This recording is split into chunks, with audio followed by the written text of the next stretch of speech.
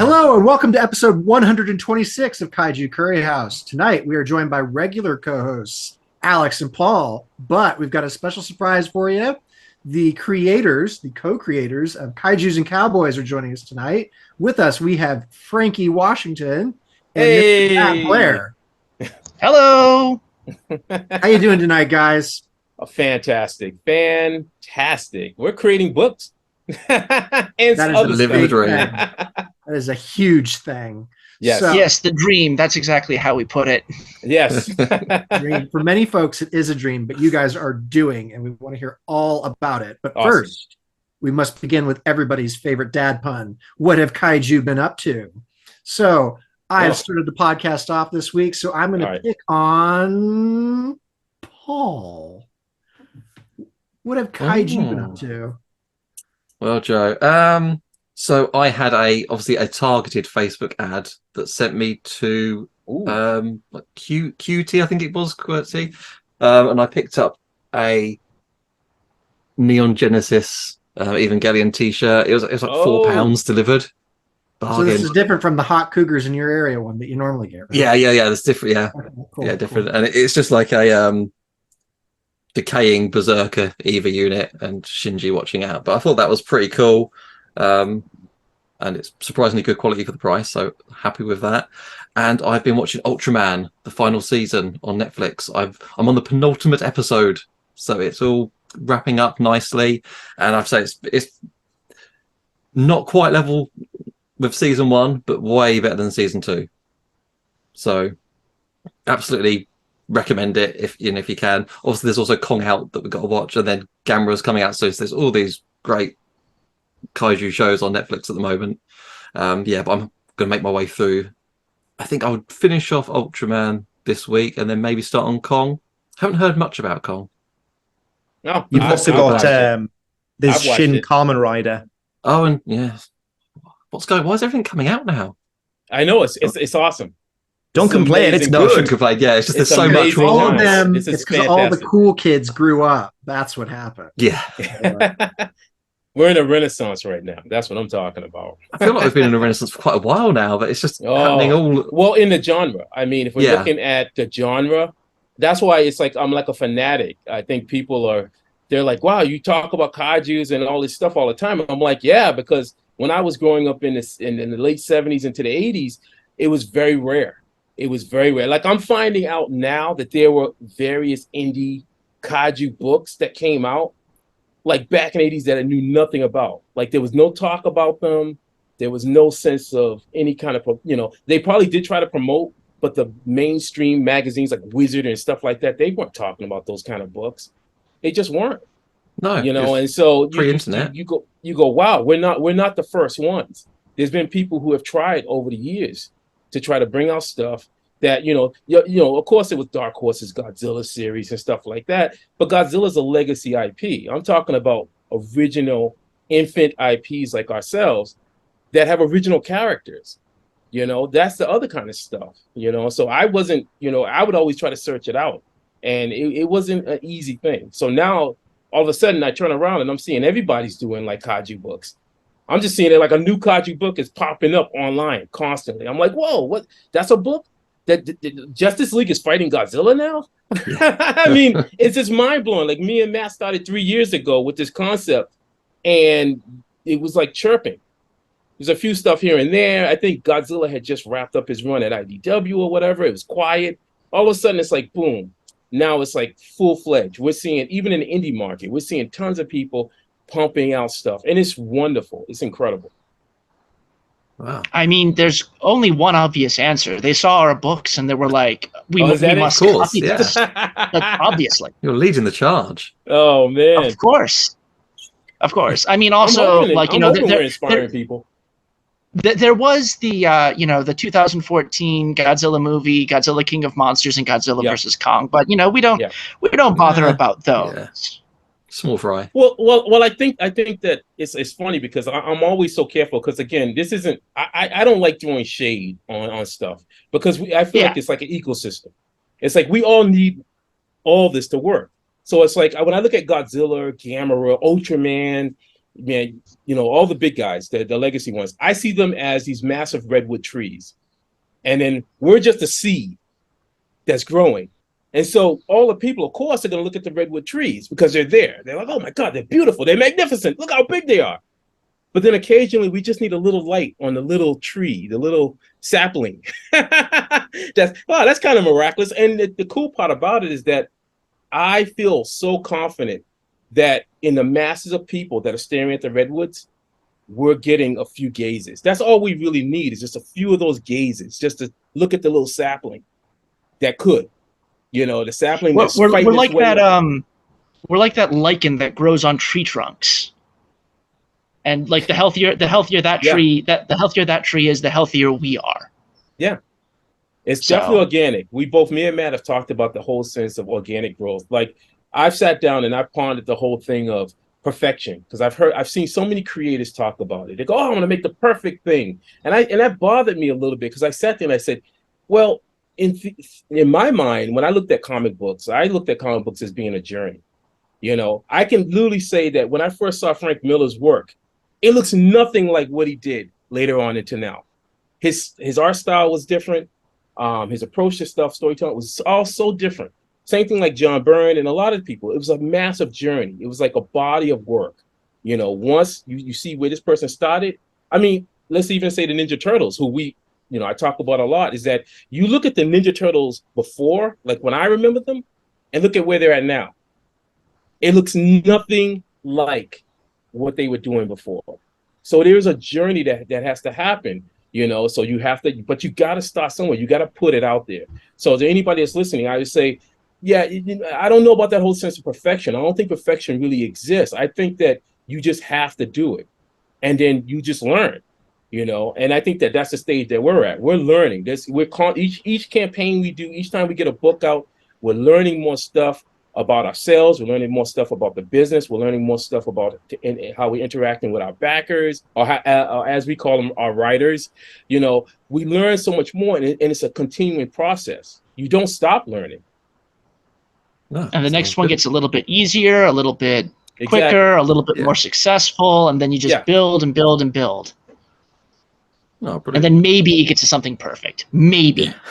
Thank you for that, Frankie. And I love the idea how you kind of compare it almost as like a symbiotic relationship that you. Oh, it is. It totally that is. You all need each other. Yes. So, Paul, starting us off, you now need to fire the question at another person in the room. I do. And for that, Alex, I'm going to ask you, what have Kaiju been up to?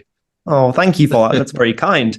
Actually, I've done a whole heap of stuff because I'm really lucky that I'm on summer break now. It's the summer holidays in England. So I went to the cinema recently and I took the whole family to see the Teenage Kraken movie. I've forgotten the first part. There's the girl's name. It's something Teenage Kraken. It was fantastic, genuinely. Because totally going off the back of the hype for Barbie. I went to see Barbie the other day because the world and his wife are going to see Barbie, and that was great fun. That was a total blast. But I went in there with kind of the hype and the expectations of it being a big blockbuster movie that everyone's talking about. It's a cultural cornerstone right now. But then I was like, no, I want to see a kaiju movie. Yep. And Teenage Kraken was fantastic. And it was a really wholesome experience because without giving away too much of it, you've basically got a kaiju movie that's animated by a big, DreamWorks studio, and it's targeted at teenage girls, which I think that's awesome. Yeah. Awesome. And thinking about what you said earlier, Frankie, it's getting a wider range of people. And, exactly. Will this film have a franchise? Probably not. Will it have a sequel? I don't know. Does it need to? Not necessarily. No. But that little sapling there's something Plant there. The seed. Yes. Yeah, and potentially you could get a whole range of people going, oh, what other stuff is there with big monsters? Great, try other stuff. So that was a wonderful moment for me. And then alongside that, I've been really lucky to pre-order the 1974 X Plus 30 centimeter figure. So that's from Godzilla versus Mechagodzilla. The X Plus figure. Yeah, oof. I've been waiting for an X Plus 30 centimeter figure to scale with my Titanosaurus, my Mechagodzilla. I'm living vicariously through you guys who collect now. I'm like, that's my whole thing now. Like I get off on that. Like I'm like, please post your videos and stuff. Yeah. Because all my money's going toward another cause. But I'm like, please post so I can live. So I can just stare at the screen and salivate and all that funness. Well, I will do that. And just for your enthusiasm, Frankie, what have Kaiju been up to? Share with us your recent experiences. Well, I wrapped up issue 6 of Kaijus and Cowboys. Yeah, I'm very happy with that. So congratulations. Issue 6 is a wrap. Sent the pages off. Been working on just prepping up for the August campaign. Also started doing some pre-promotion for our new me and Matthew signed with a game company. So that's a new thing that happened.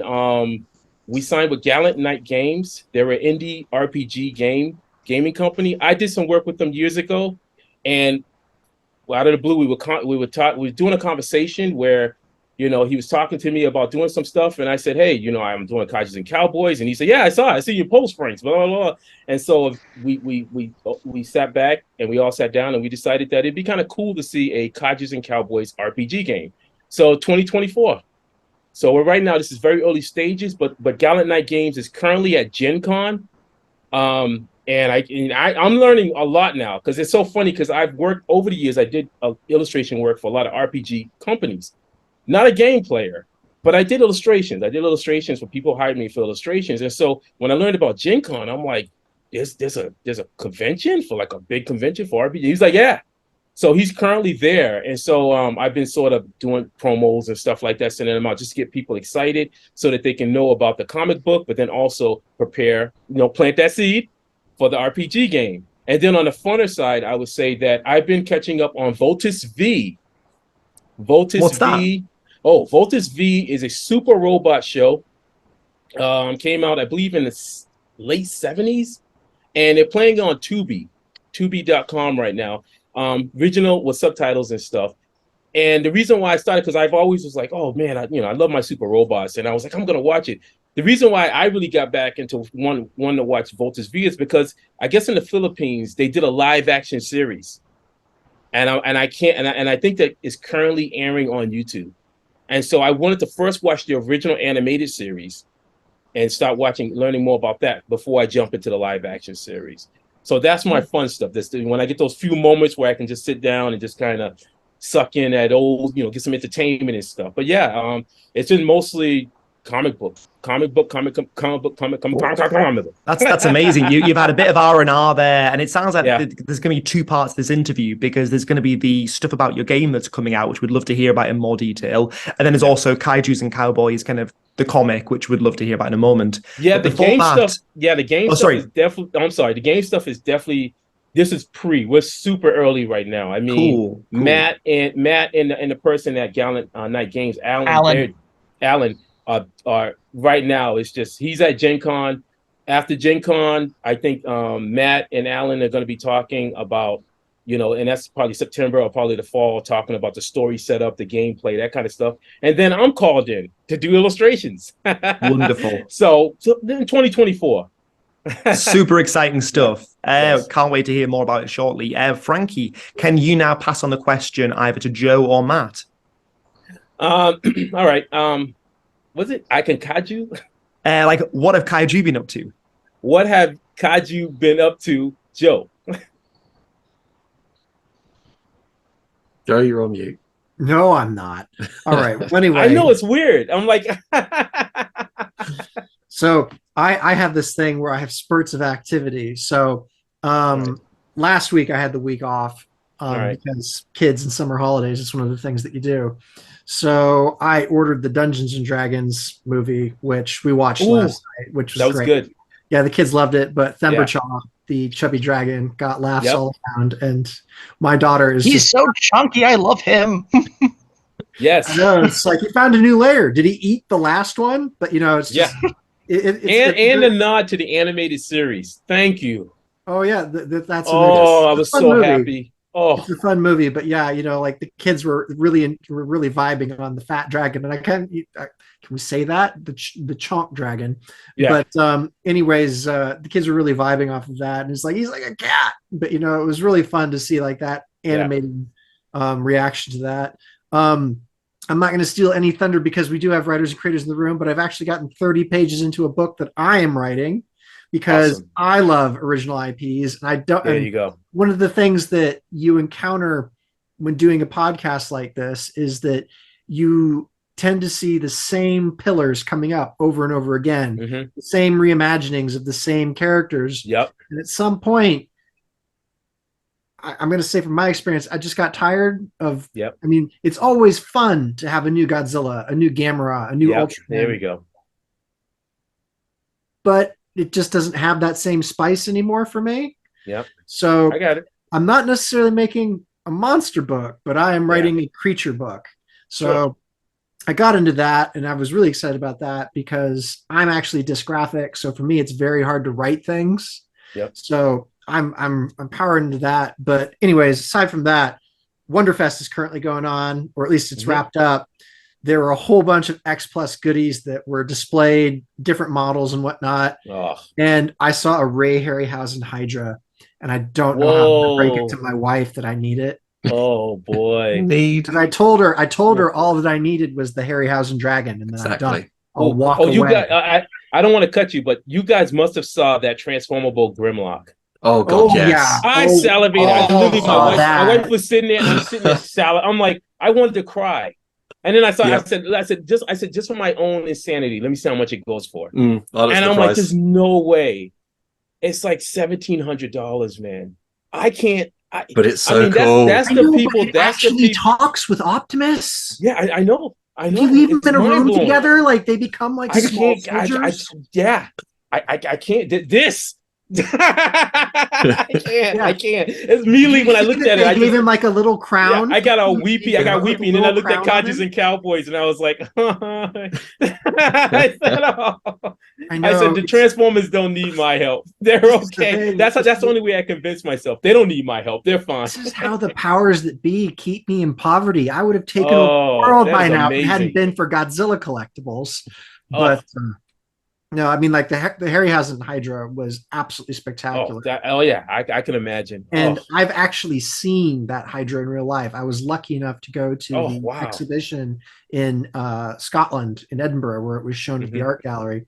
And it looks to be like the exact same scale too, which makes it even worse or sweeter, depending upon how it's going to be. But, like the guys and I, we kind of had just like a chat. It's just like, oh gosh, how much is it gonna be? I know. Yeah. It's like, I mean, get a pool together. Start getting a pool. That's okay, you get to share it. It's my only minor gripe. It's that inevitably things are going up in price. For everything, right? It's insane, man. But figures are expensive. Figures are not cheap. It's frustrating because I've seen a lot of I'm a huge robot, mecha robot, that kind of stuff. I even like Mecha Godzilla and stuff like that. And it's just, I look at the prices and I'm just like, you got to be kidding me. Yeah. Well, I can't validate that. I can't, it's just no way. I think you reach a certain point where it's either the niche character that you want or the quality that you want. And all the other things, like you start out collecting it's a magazine. It's a third copy of that DVD I already own, but it has different box art. You kind of evolve from that. Yeah. And then it's just like the stuff that you actually want. And exactly. Yeah. I will admit there are things that I will turn my head and be like, oh, that's pretty neat. That's pretty cool. That's a good one. Like Grimlock. Yep. The kid but I want Grimlock. That didn't just turn my head. I know, but Grimlock was one of those ones oh, that's really cool. It's a transforming Grimlock. I mean, if it had been Dinobot from Beast Wars, I would have wanted to buy it. But, anyways, it's just well, let's see. My poison really, if I was going to say a major, is artwork. I love original artwork. So to me, that would be the one. Like if someone had a Shogun Warrior page or original Godzilla page, then it's like, I don't know. That's where, I still love my figures, but I'm not a hardcore figure person. I have figures. But there are people who are just hard. I know them. I mean, I've gone to their homes where display cases, pristine, clean. Figures, no dust on them. Everything is just immaculate. And it's just like they are hardcore. They have the boxes. They can tell you when they got it. And I'm like, I can tell you when I got it. You see the Yeah. bank records, they keep track of. Yeah. I'm like, I'm not in that level. I'm like, fellas, I'm not in that level. I'm going to enjoy it through your. Thank you for showing it to me. I get to have that moment of enjoying. I'm in the same space, and then I can move on. But artwork is original, big thing for me. We're neglecting Matt, though. So, Matt, I'm sorry, what Matt. have Kaiju been up to, sir? Well, listening to this wonderful conversation for starters. Yeah, I'd say the two biggest things I've been doing at the moment, wrapping up fulfillment for issue 2, which is going smoothly and is nearing completion, so that's very nice. And I don't have any amazing stories or any amazing figures that I saw. However, a couple of weeks ago, I did go listen to a lecture by Guillermo del Toro, so that was nice. Oh wow! And yeah, so like talking about the creative process and Pacific Rim and all that stuff was absolutely fantastic. And yeah, I also went to go see Oppenheimer, which is the other blockbuster that's been making the rounds. And it was very interesting to see, like, because like at the end of the day, Oppenheimer, the atomic age, the atom bomb, that's what started this whole thing. The giant monsters, the giant robots, and so seeing that was really cool. So yeah, it's been pretty low key, and also I finished writing the script for issue 7 of Kaijus and Cowboys, and working on issue 8 right now. So it's low key but busy. That's wonderful. Well, thank you very much for that, Matt. Yeah. And you saying that you've not been up to much. You reeled off loads of stuff there, man. Yeah, I know. Yeah.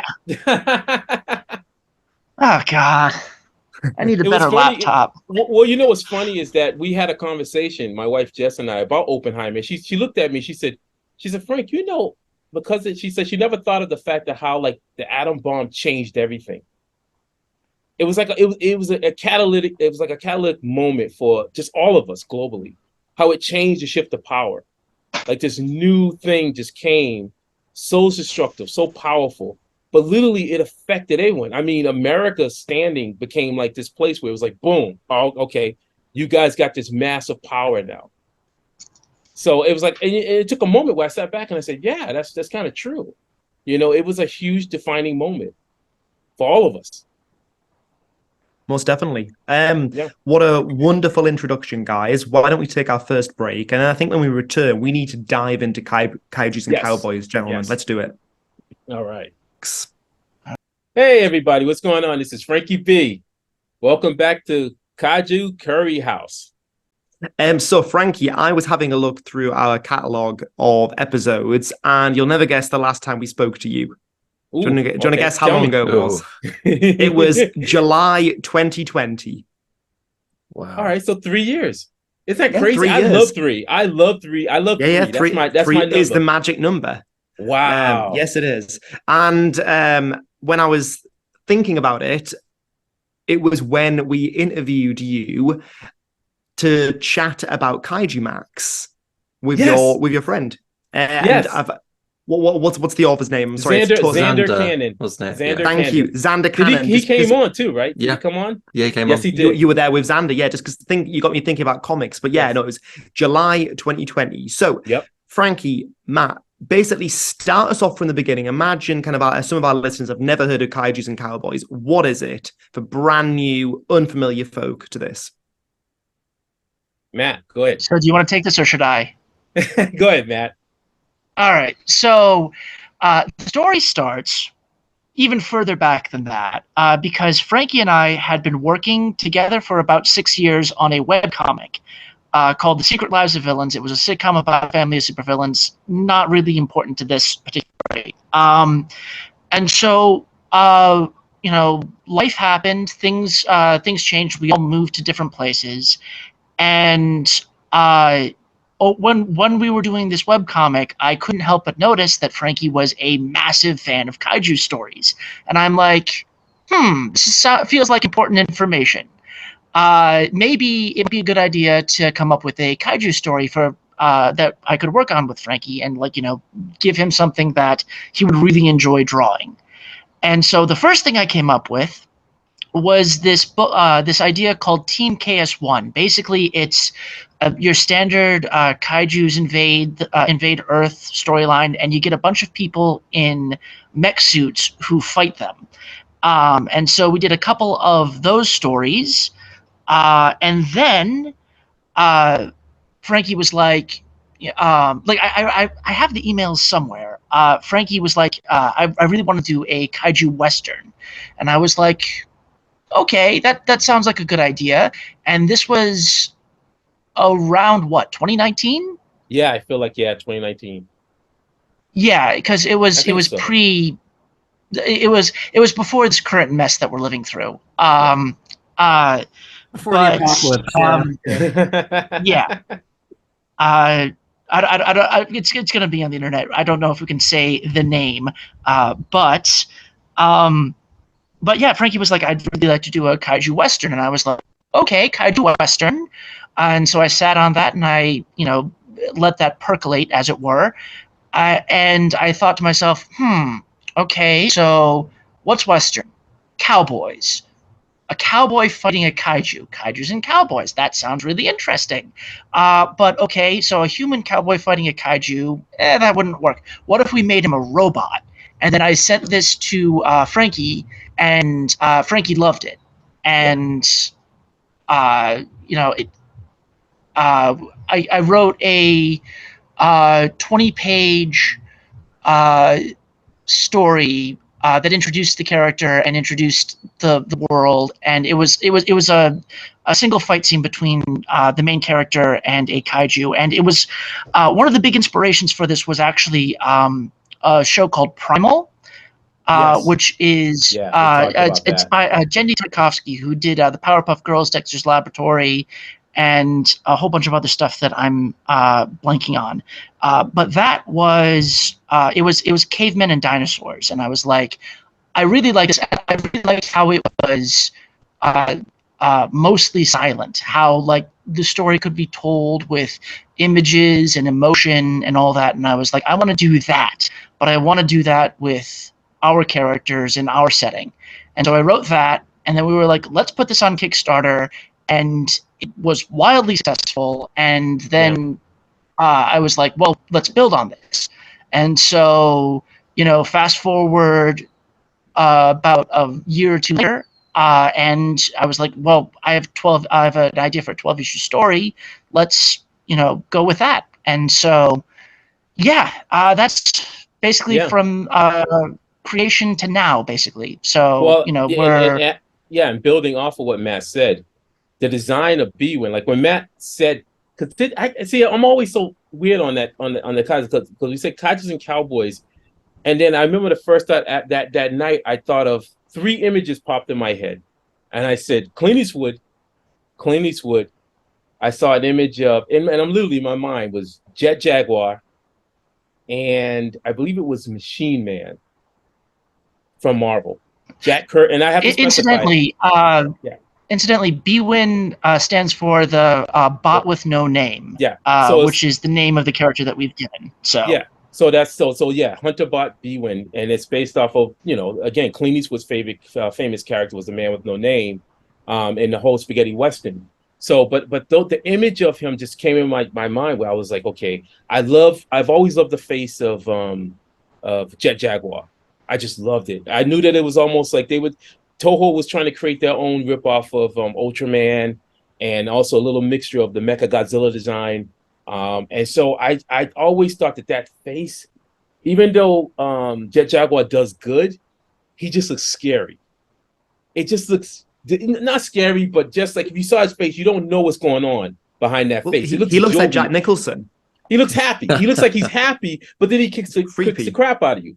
Very creepy. And I was like, I kind of want to see a character like that, to have a weird kind of face like that. But then also I was like, I made a rule that I said, if I'm going to do robots, I don't want to have robots holding guns. It's like I love Terminator and I love, and things like that. But part of me's always been like, robots should be more like Iron Man, an Iron Man movie, where that they would have weaponry built in their bodies. That's why I love super robots. Gundam, a lot of people love Gundam. I think Gundam is fantastic as a mecha history that it has, but I'm a huge fan of the old school super robots. Mazinga Z, Getter Robo G, robots who had their own specialized weaponry that came out of their bodies. You didn't know where the weapons were coming out of. And that always appealed to me. I was like, yeah, Mechagodzilla is another example. It would be almost like seeing Mechagodzilla pull a gun out.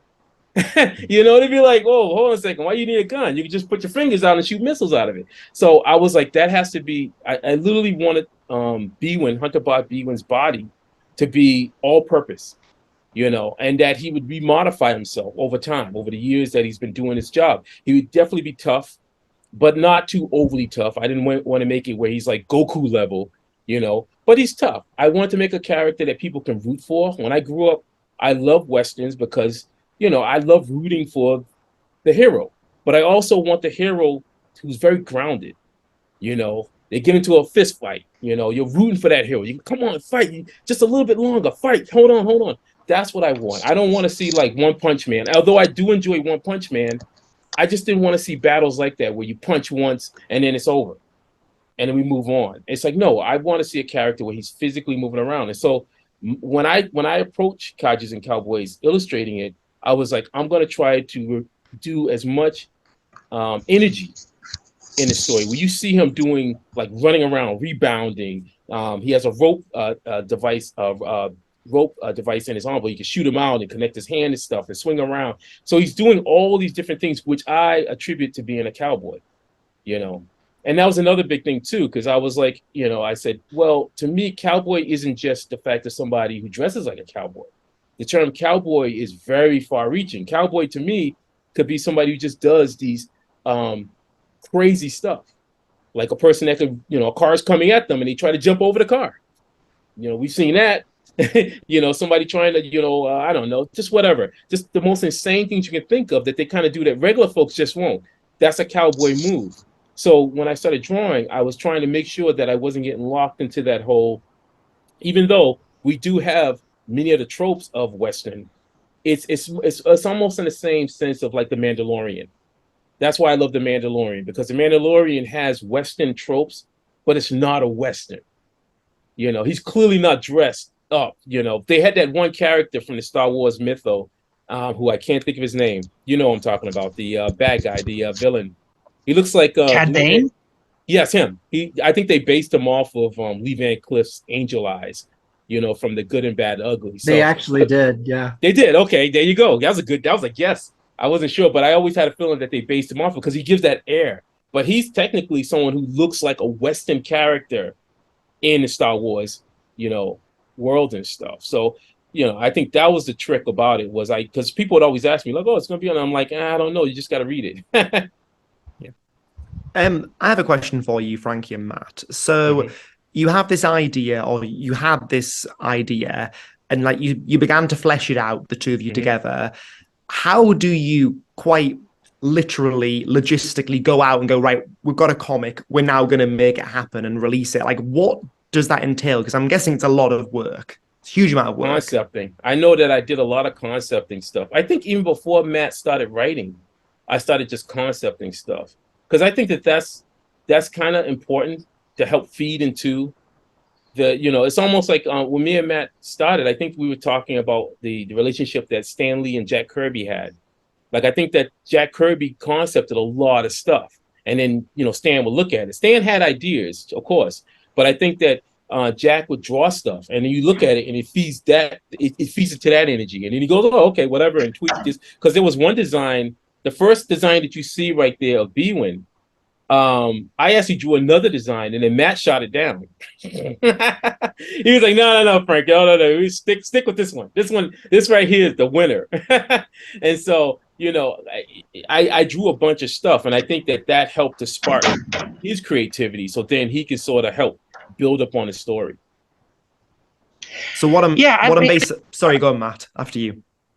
Yeah, sort of building on that. I mean, we've had a lot of practice in terms of a working relationship, and like we have a lot of experience. Like Frankie has admittedly a lot more experience in this sort of thing than I do, but in terms of just like the logistics of making stuff, like we had the web comic, we had a like a schedule of like here's the script, here's the artwork, here's when I pay you, that sort of thing. So like we had already built that, and after after the webcomic, the rest was just like, okay, how do we, build a advertising schedule for the Kickstarter campaign? How do we manage it in the middle of that? How do we, get the books out? How do we ship it? So like that's really the only thing we had to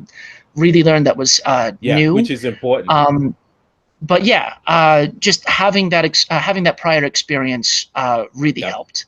And I know that was tough. Me and Matt, I'll tell anybody out there who want to do collaborations with people. I think a lot of times, because it's sad when I look online and I see people say that they've had these horrible relationships or collaborations on projects and stuff like that. And I always, just a part of me that wished to almost question, like, what was the process? What happened? What was your communication? I would tell anybody out there listening now is that communication is the key component.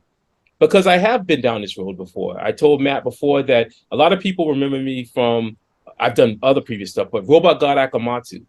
I still, to this day, I get people asking me about that comic book series. Hey, when are you going to do Robot God Akamatsu? Even though I'm working on Kaijus and Cowboys, people will be like, hey, when are you going to hook up with James Biggie? James has gone on and he's been working on a lot of stuff for IDW. He does a lot of cover work. I think Transformers and G.I. Joe.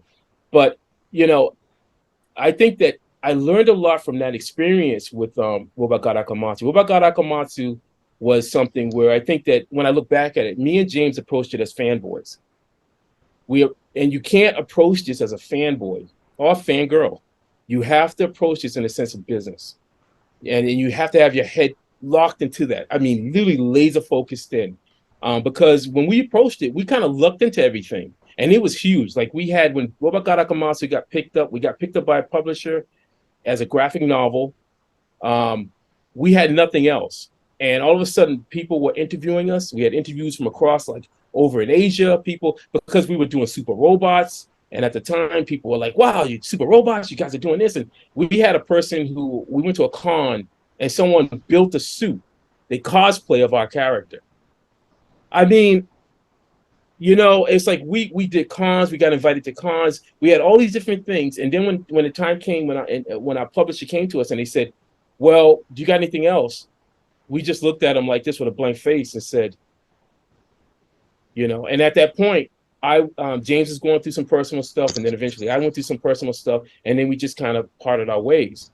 And it's unfortunate, and that's a story of many of these collaborations. Sometimes because you don't have that solid foundation, that means that you have an understanding. Communication is the key thing. And also a sense of looking at this as, once you start getting into the realm of, from the point of concept, just like you, Joe, when you eventually do your books, to the point where you're asking people to buy your product. This is a business then. You've shifted over from the idea of art and creativity. Yes, that's important, but now you're shifting into the other realm of business. That means that now you have to approach this from production, a production schedule, a viable production schedule, a realistic production schedule. So if you say, it may take me a month to do something, I'm going to tell you right now, say 3 months.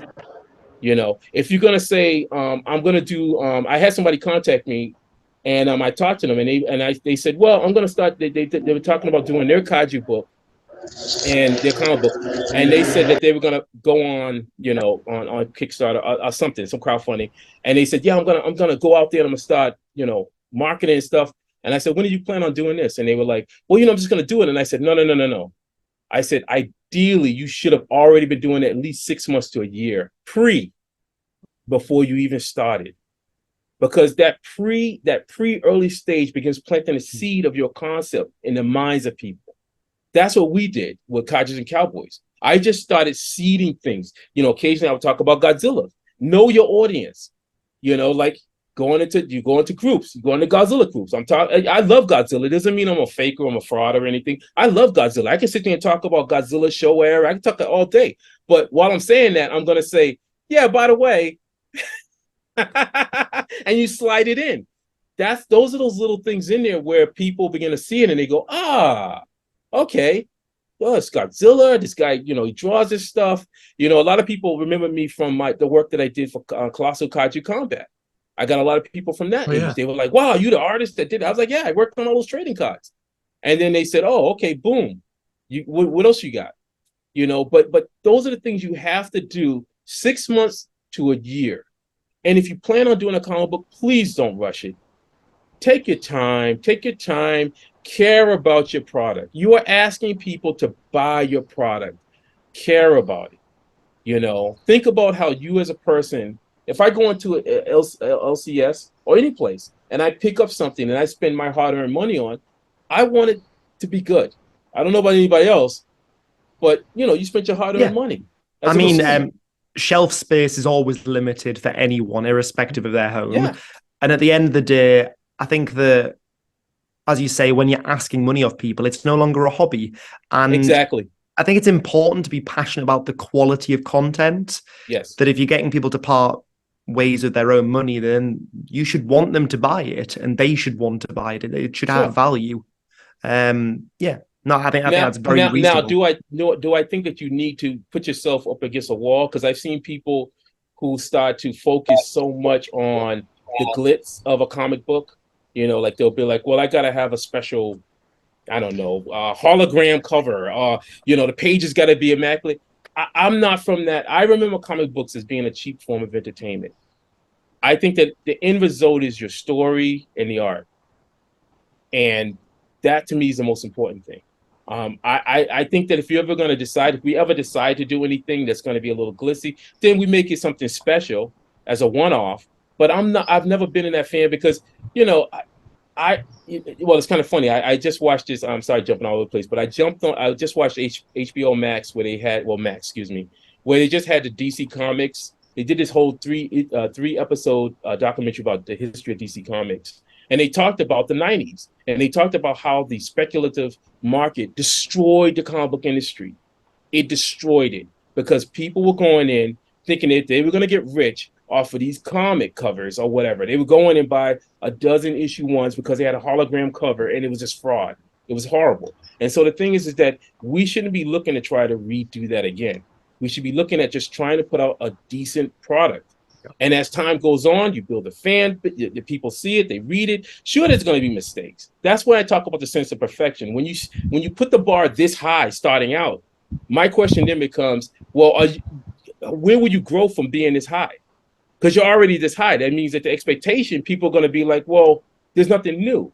So eventually people will get bored of your stuff because you're already giving them. It's like looking at someone like Mike Mignola's Hellboy. And if you didn't see his work before, and all you saw was what he had now for Hellboy, you just be like, well, hey, it's cool, but I'm going to look at the other guy over here that looks kind of interesting and different and unique. So that's why I'm very leery on using perfection as something, because I don't know what perfection is. I want to keep growing. I want people to grow with us. I want people to see the artwork and go, yeah, we had this issue. Some people got lucky and got this issue, and they go, yeah, the artwork looked like this, or the story was like this, and now you see 12 issues later or 20 issues later, they go, wow, look how different it is. Look at the story. Look how it changed. These guys are really elevating it instead of like, oh, they're still at a plateau. I don't ever want us to get to a plateau because that's what happens to perfection. Perfection reaches a plateau and it stops. I think that's where Joe brought up that whole idea of the Godzilla stuff. I think we reached a plateau. Like I finally watched Shin Godzilla. It's been years since I saw the first one. And I'll be honest with you, I wasn't a big fan. But then I sat there and watched it with my wife, and I liked it. I enjoyed it. I actually sat there. I took it. I said, you know what? I'm going to watch this, and I enjoyed it. But I'll be honest with you. I'm personally tired of seeing the origin story of Godzilla 2. I'll admit it. I mean, there's so many Godzilla. I'm like, dude, Toho's got such a library of interesting characters. Where's Daimajin? What about characters like that? Why not a cool horror movie with a stone statue god or something. You know, you got all these interesting characters. We're seeing all these various versions of Godzilla. It's just, I think I that would this is never want to honestly be one of like the that. biggest gripes that Toho has in this industry. I mean, you talk about interesting characters like you Yeah. have Ghidorah, which took out the Xenalians, that civilization. Yes. Where's the whole saga that everybody skips over with Ghidorah? I agree. There's Varan, which it's a monster that sits in a lake, but there's a whole Why don't we see a new version of our you again? That's that. I'm like, why they own these IPs? Why are they afraid to introduce these other characters? You have the technology now, the suitmation, the CGI. You have all this capability, these great characters. I would be brushing them all off. Latitude Zero. Redo Latitude Zero. Bring that Atragon. Was it Atragon? Yeah, Atragon. Yeah, we recently talked Bring about that. that. It's like, why are we not seeing that stuff? But see, that's my whole point. When you reach perfection, you plateau. It's like there's almost a they want to print the money and they know what sells. Unfortunately, until people stop going to see, like we saw Godzilla finally take a break, didn't we, at Final Wars, because it just wasn't getting a return. So perhaps there has to be a point again where people are tired of Godzilla and they can revive one of their other IP, because as you said, they've got so many. They've got a treasure chest of amazing IP. But that's why it's so important that guys like us, what me and Matt are doing, and we're not the only ones, that people like us, and just like Joe too, with his story, and Jeremy Robinson and people like that, come up with these new stories and stuff to go out there to challenge that. Because what's going to happen is, and I feel like it's going to happen. One of these IPs, these new stuff's going to come up, and it's going to be like, bam. You know, we've already had a little hint of that. I mean, I love Pacific Rim. You know, I can sit there and like a kid, I'd be like, oh my God, this is incredible. You know, I love Cloverfield. You know, I want to see more Cloverfield. You know, it's like, I'm so happy that they did. If we hadn't gotten Cloverfield, we would not have seen Godzilla. I told people that today. If Cloverfield had tanked, you never would have seen Godzilla. It wouldn't have happened, or Pacific Rim, because Hollywood would have been like, see there. That's why we won't do giant monsters. That's how I feel about superhero movies. Superhero movies. Said that, Joe. About Cloverfield. Yeah. Cloverfield's a very important movie. It's a very important movie. I don't think doesn't matter whether you like it or understand. not. I mean, I happen to love Cloverfield, but we needed it. It was a very important film. Exactly. Because they do not take this genre really serious. Let's be honest. I'm so stoked that they're doing them. And what about the American kaiju stuff? I heard it. I don't know who's directing it, but I heard that there's a new them movie about the giant ants. Yes, they you are. know, and I'm like, coming out, America did kaiju movies. What about all the old school monster stuff? Food of the Gods. Please, somebody. If you're out there, Food of the Gods. Really hits you know, home. we need these things because it all helps. And I'm just like, me and Matt are just part of that ecosystem, you know. And I feel like it's like a pebble with the water. Remember the whole story of the raven and the petal? Or was that about a raven or a crow or something? Where he kept dropping the pebbles to get the water, and the water kept rising. Yeah, it was an old stable. But anyway, I feel like each little piece that we do, it just moves the meter for this genre. I love this genre. I love kaiju. It makes me so happy that we have the technology where we can see many of these giant creatures or monsters and stuff like that realized. I mean, I would love to see the gargantuas. What is it? I forgot their name. Gargantuas have the potential to become one of the best movies out there, in all honesty. And it's not for the reason that people necessarily think, not because they're great monsters. Yeah. All of the best kaiju properties, there's a trend that goes through them. Whenever one of these IPs elevates, whenever there is a film that elevates itself above the rest, you realize it's a movie that uses the monster as a plot device, but the plot isn't revolving around the monster. Shin Godzilla, why is it good? Yeah. The movie's about paperwork. It's about the bureaucracy and how everybody hates the bureaucracy. Godzilla is just what the bureaucracy is failing to counter. Yep. Why do we like the original Godzilla film? Why is it so poignant all these years later? You said it earlier, nuclear weapons. That film is not about monster. It's about a love triangle, Yep. and why nuclear weapons are bad. You can Yep. look, you can dissect all of these. What's Cloverfield about? The monster's in it for like a few minutes. Yeah. Like literally a few minutes. What's Cloverfield about? People trying to Yes. get through a disaster. And so like when you look at the Gargantuas, you have two, I mean, you could call it differing philosophies on what to do with people. Yes. But Oh, again, wouldn't that be amazing? but again, Oh. it's the people who drive the plot of the original film. Like, Yeah. no, don't kill it. That's a good one. Like, look, they're trying to get along. And then like how they feel about the human beings that are coming after them. Again, and like all these plots, they aren't about the monster. And that's one of the fundamental ball dropping moments in a lot of like the largest IPs, because they'll go like, look, it's Godzilla. Yeah. Or look, Ghidorah has done a thing. And it's just like, that's not what's driving the plot. Like Godzilla versus Kong, that movie was so fun.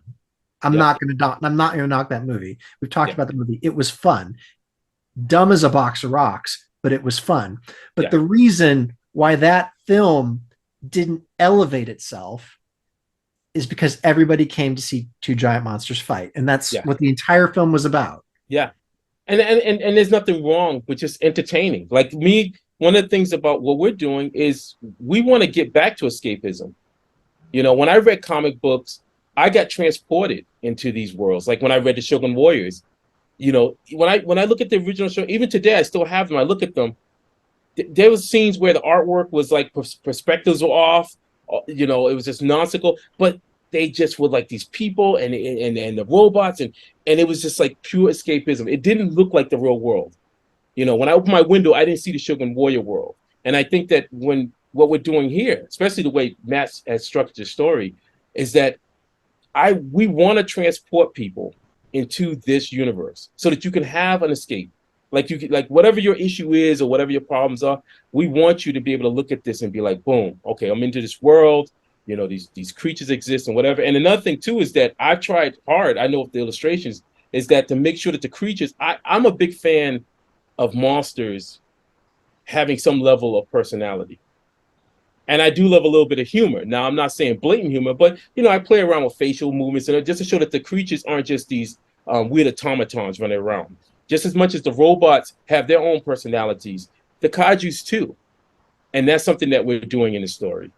That's interesting that you mentioned that, Frankie, because I've played a number of kaiju movies for my other half, and most of the time she's given them a go, but she's kept saying the same criticism of the genre. She said, look, I can watch a monster movie with you, but my issue is when they're just basically mindless killing machines. Like, what's their story? Who are they? Why are they killing? Like, why are they angry? And it's like, well, they're a monster. Well, it's not good enough. What's their motivation? Like, and I get that, actually. I do. And I think that's why when you sophisticate kind of a monster, a kaiju, whatever, like a mecha in your case, like it's got a gripe, or there's something that's driving it forward other than it knocks down buildings. It's like Matt, balancing that escapism against something. Yep. Well, Matt, sorry, Joe. Matt can probably explain more, like a little bit of the behind the story, where in the sense of like what's going on this planet. With these guys. Yeah. So I got very excited when I started hearing this conversation. I was like, this is I knew it. I could sense it. I was going to telepathic wink. I was like, oh, man. But, like, when we were talking about, like, you know, the original Godzilla being a metaphor for nuclear weapons, or, like, there was a comic book called Kaiju Score that was out a couple of years ago, where they were a metaphor for hurricanes.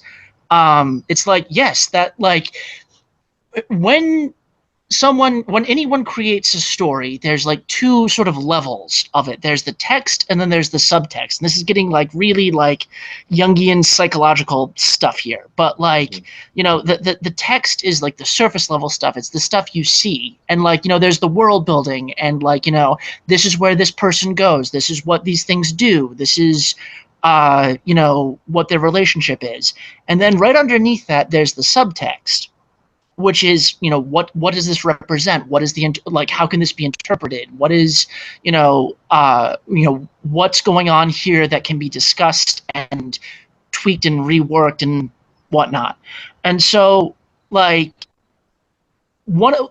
so when we were coming up with the idea of Kaijus and Cowboys, like we had the pictures, we had like, you know, the designs, and we had all that stuff. But one of the things that I really liked about it, like it's literally in the name, Kaijus and Cowboys. What does that mean? Because like we're talking about two beings and two ideas that are like foundational myths of the cultures that made them. Because like what is a kaiju? A kaiju is this giant monster that comes out of nowhere and just destroys everything in its path. And in the case of the original Godzilla, it's a warning.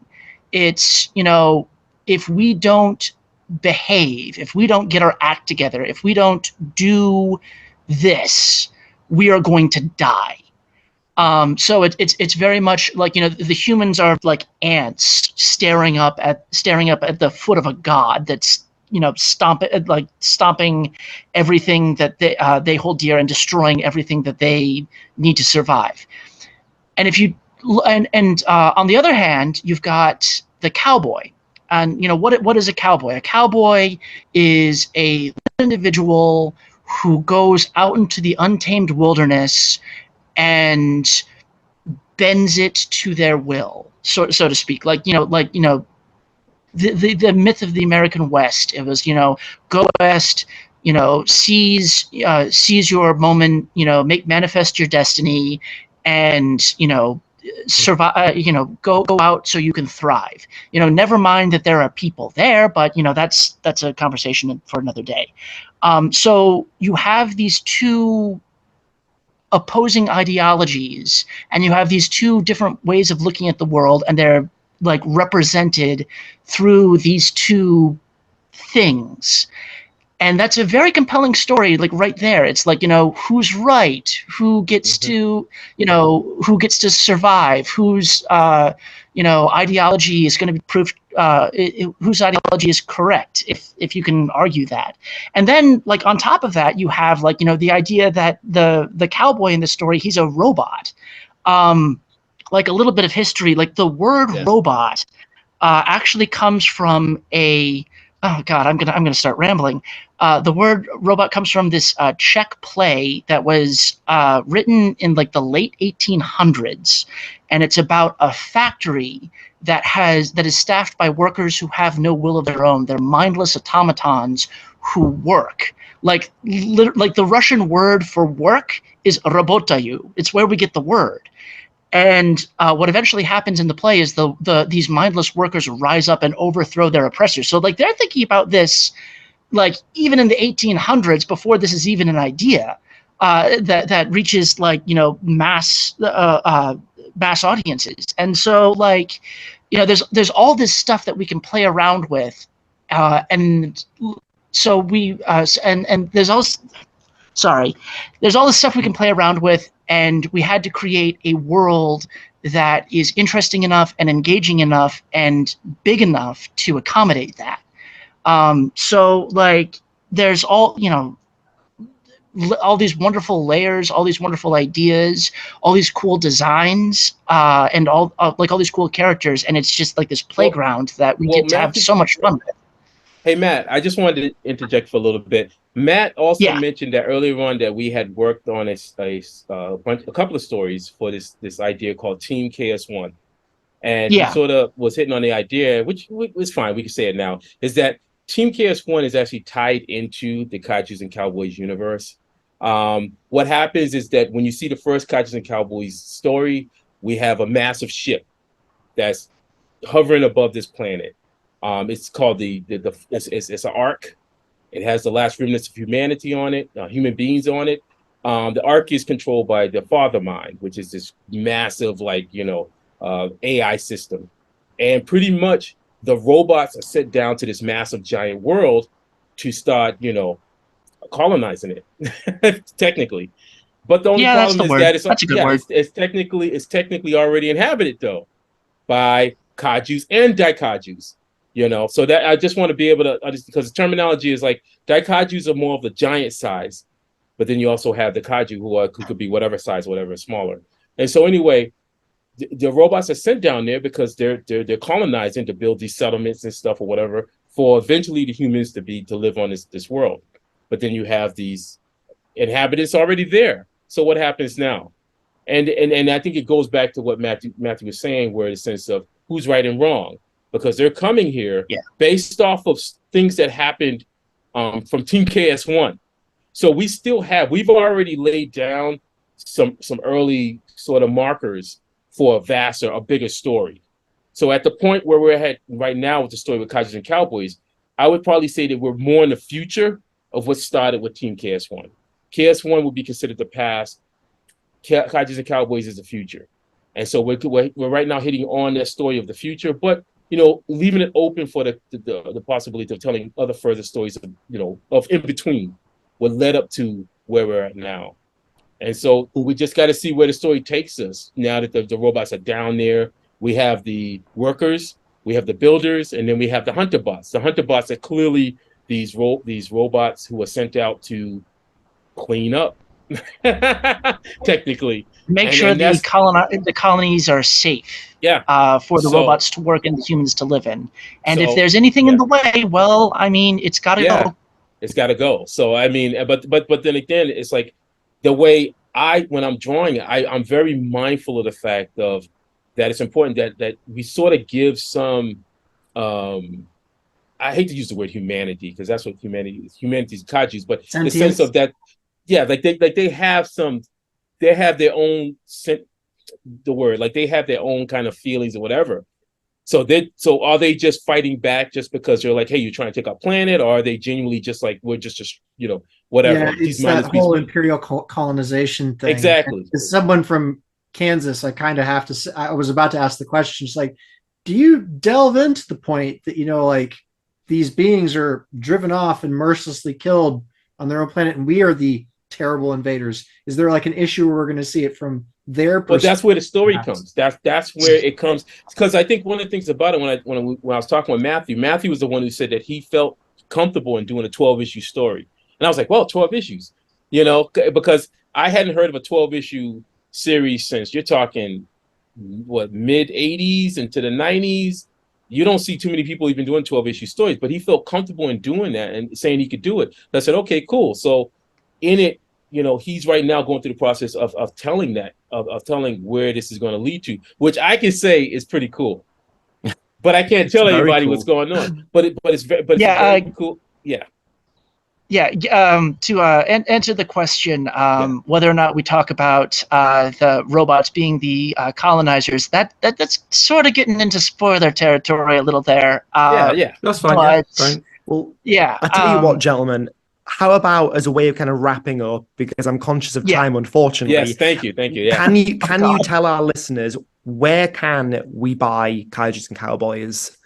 Like past issues that have come out, where can we get our hands on this? Well, our next issue will be issue 3, and we're doing a crowdfunder on August 21st, and we will have catch-up tier.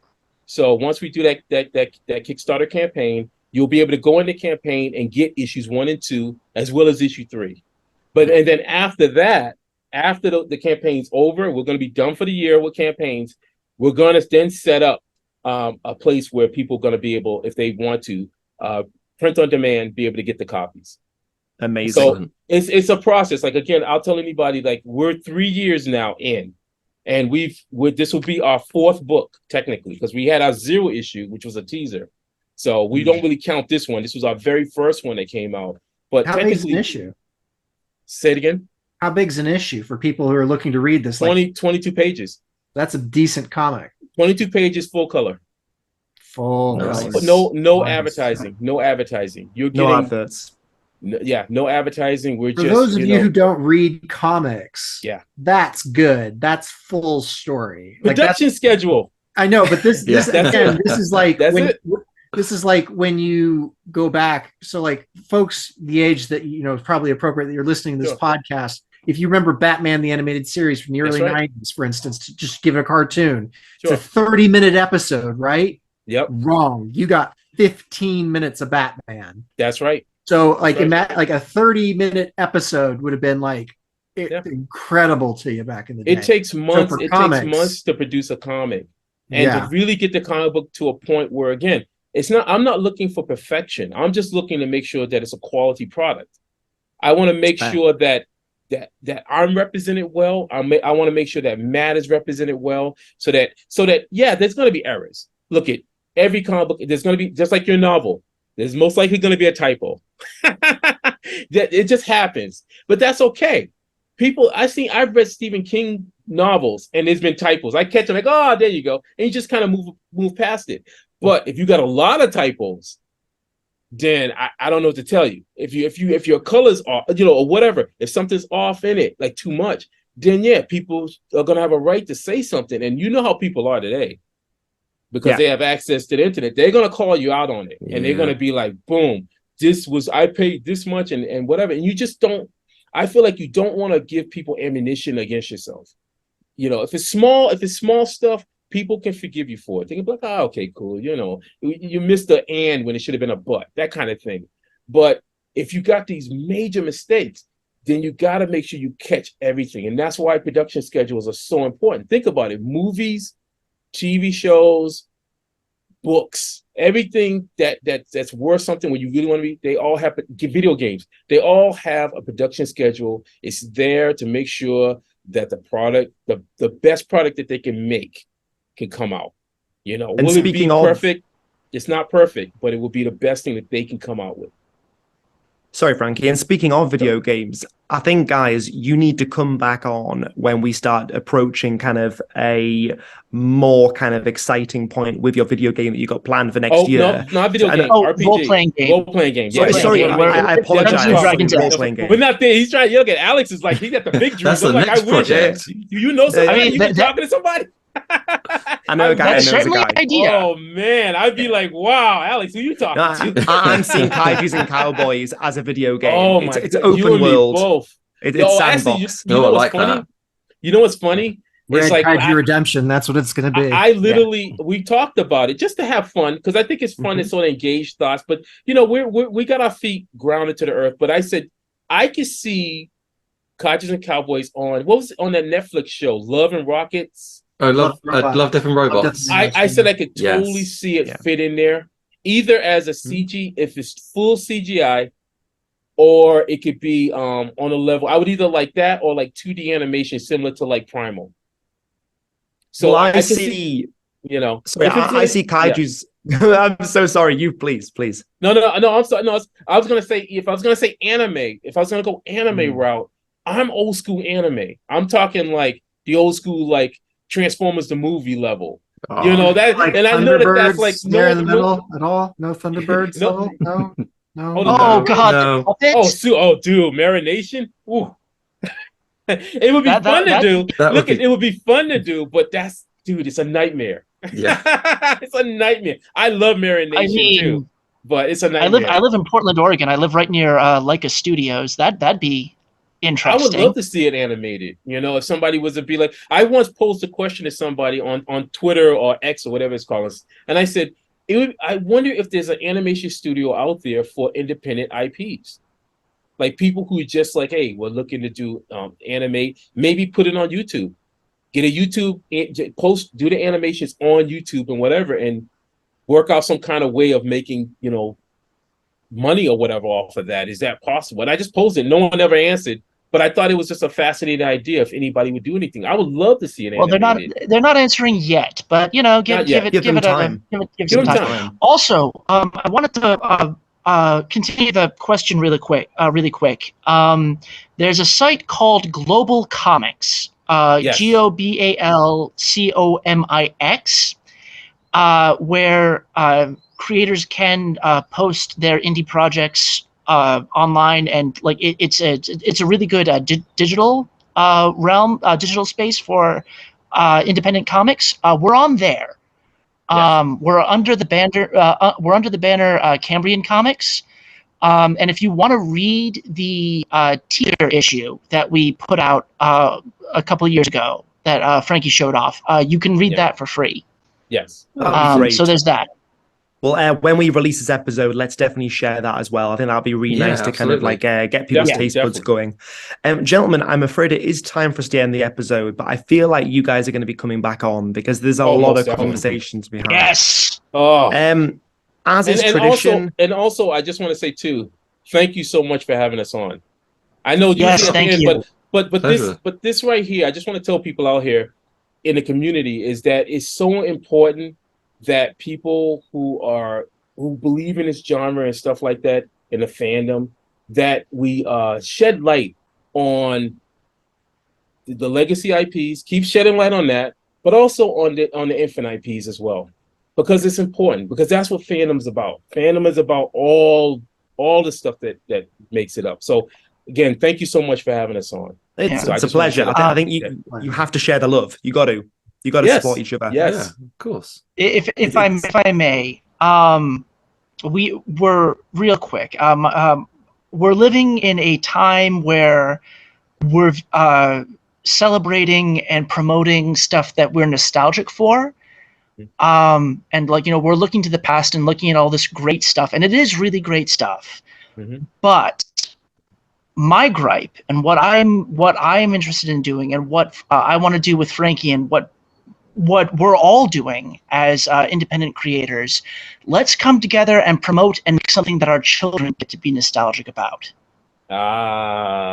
Well said. I told you I like this guy. Yeah, absolutely. It's so true. Yeah. Why don't we, as is tradition for our episodes, why don't we go around the table and each kind of give our listeners something to kind of take away? I think Frankie and Matt, you need to kind of like just give one last shout out for Kaijus and Cowboys. All right. Because this is going to be released with your Kickstarter campaign. Okay, great. All right. Hey, everybody. Thank you so much for watching this. We're so very happy. We're so happy for the writers, for the folks that have jumped along and on this journey. It's a 12-issue journey, and we are not slowing down. We are saddled up. So, hey, if you love Kaijus, if you love Cowboys, if you just love escapism, if you love the Bronze Age form of storytelling, then come along. It's a 22-page full-color comic book series, and you, the fans, will let us know if you want to see more, because we got a lot more stories to tell. So, again, come on by. We're gonna, our campaign's happening, and let's keep it riding. Thank you for that. Matt, do you have a little takeaway for our listeners? It can be either about Kaijus and Cowboys, or it can be something that you love that you'd like our listeners to check out. Something special to you. Yeah, sure. Hey everyone, sorry you can't see my smiling face, but I can assure you I have the biggest grin. This is like I'm the happiest person on the planet right now. Our campaign is happening for issue 4. Frankie and I have been working really, really hard to make the best possible book for all of you, and we're so grateful that you've come along for the ride. And if you're going to take anything away from this, just take away that if we can do it, anyone can do it, and that we're building something new, we're building something wonderful, and we would really be grateful if we could be part of this brave new world that all of us are coming together to build. So thank you so much, and we really hope you enjoy our book. Right. Paul? Yeah, for me, I think because we've had you back on, Frankie. Always a pleasure to have you on. Your enthusiasm is fantastic, and it's obviously, as I said, last time we had you was with Xander Cannon, and so I would like to give a shout out to Kaiju Max, because I think that was such.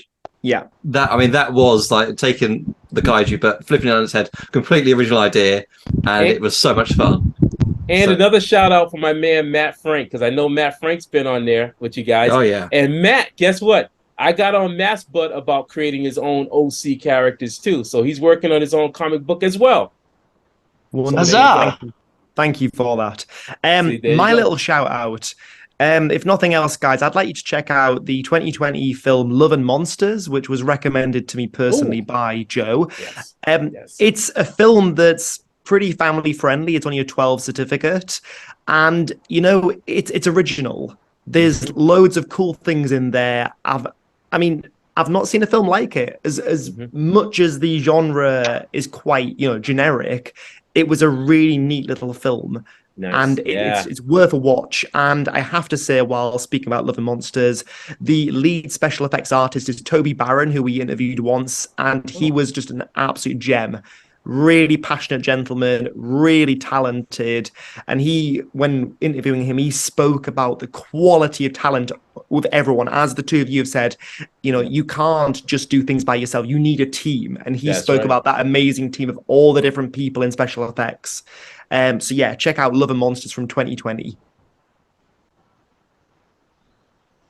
There we go. Well, to wrap this up, I'm going to issue a challenge. I don't want to know about what we've seen, what we've recommend, because again, we're going back to IPs which have been large enough mainly to find us. So I want to hear from our listeners, from our watchers, what's a new IP or what is the most original IP you have come across. I want nothing to stream. And if you shout it out to us, next episode I'm on, I'm going to cover it because I want to hear them. Yeah. Come on, people. Come Sounds on. good. Yeah. Awesome. That's awesome. There we go. Anyways, folks, thank you for listening to episode thank you so much. Of Kaiju Curry House. And as always, we got to leave you with keep it kaiju.